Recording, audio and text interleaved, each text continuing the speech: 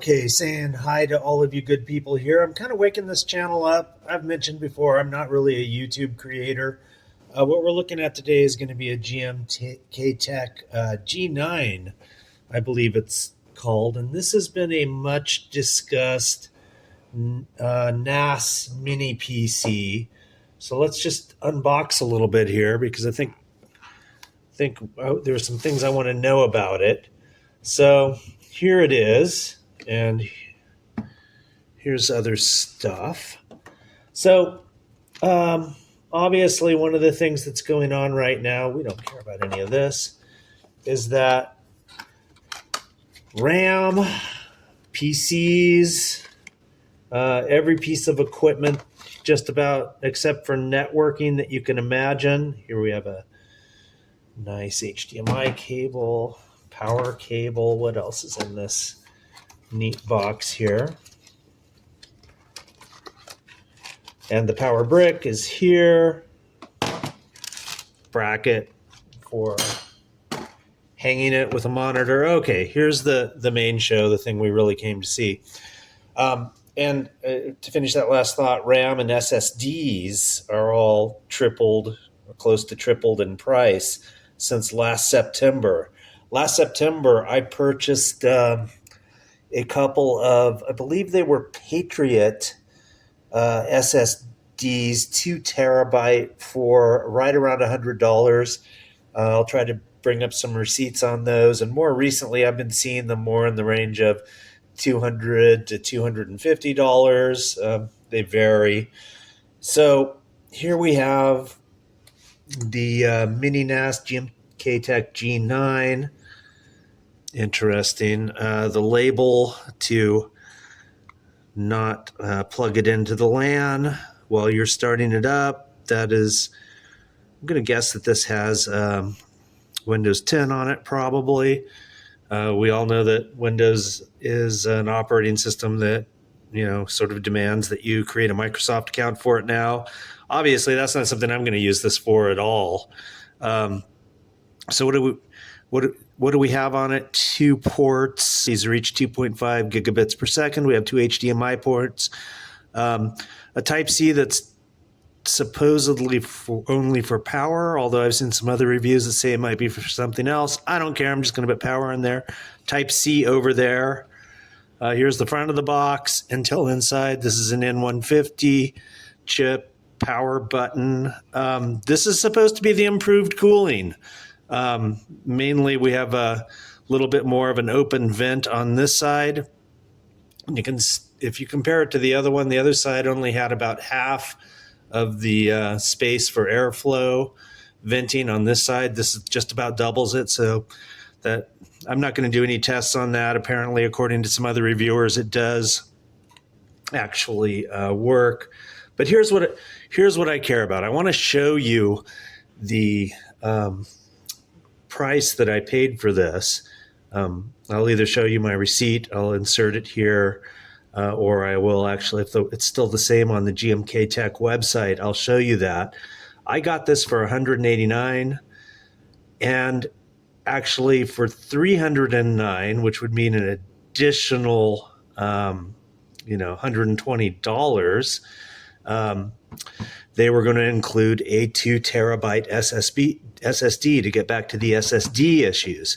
So my thought was like, well, okay, I'll go ahead and get the $309 version of it because that would be something in the range of $120 2 terabyte SSD that comes inside of this box. And, that would be a much better price. Now, the question is going to be, what's in here? What kind of SSD is that? So that's the first thing that I wanted to do. Not only did I want to do kind of this unboxing, but I also wanted to see, did we get a decent quality SSD in here? So let's go look. I mean, if our 2 terabyte SSDs are now almost universally, $250 or so dollars, what kind of SSD are we going to get in here? Okay. Well, this is interesting. So we have a Generation 3x4, 2 terabyte Lexar. A Lexar SSD. Let's get in here and see what we've really got. Get the heatsink off of there. So let's remove the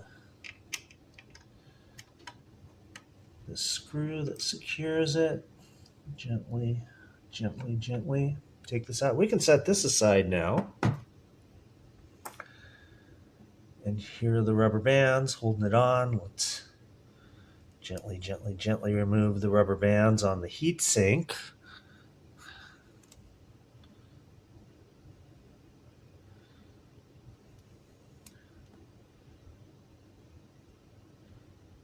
And so the heatsink is on there. Now, with these GMKtecs, oh boy, got to be gentle. It does have a Lexar label on it. There we go. Got it off. So what do we have here? We seem to have a Lexar NM610 Pro, 2 terabyte. And you can read the serial number and so forth there. And yeah, I don't know anything in particular about this SSD, but you know, I'll probably follow on a little bit once I find anything out about it, and maybe do a little test on it and see if it's for real. But the point is, if you do need a NAS that can, use 3 M.2 SSDs, and these ports, well, they're nicely labeled in here. PCIe 2-lane, 3 ports, and this one is PCIe 2 lanes, but this spot can also hold a SATA. Let's see if that's what it is. Maybe is it possible that's a SATA? No, that's NVMe. It says right on there.